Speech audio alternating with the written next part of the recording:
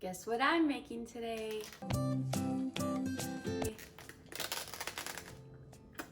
Zucchini noodles.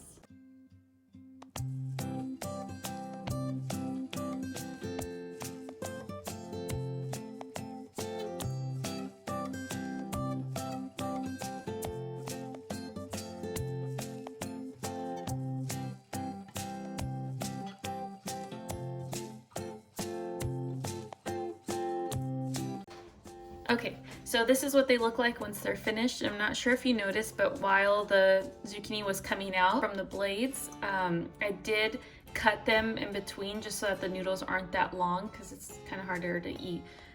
So it just looks like that. And now we're gonna get ready to saute them onto the saucepan and then throw some sauce.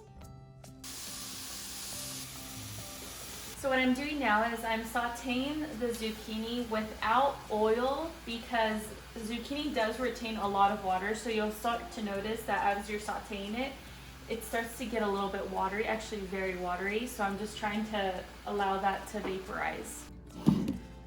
So one little trick that I've learned is to strain it because it's impossible to get all of the water out. So I'm just gonna strain it and then now I'm just gonna throw it back into my pan and then add the sauce. So after I've let my zucchini noodles saute for about a good 5 to 7 minutes, I'm gonna add in this Classico vodka sauce. Norman and I love this sauce. Not sure if you guys have tried this flavor, but it's delicious. So I'm gonna throw this in right now.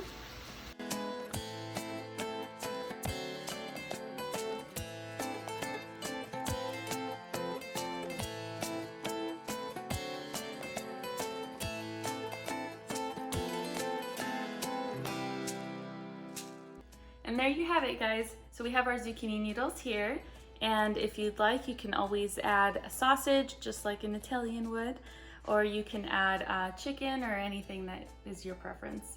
Let's do a little taste test.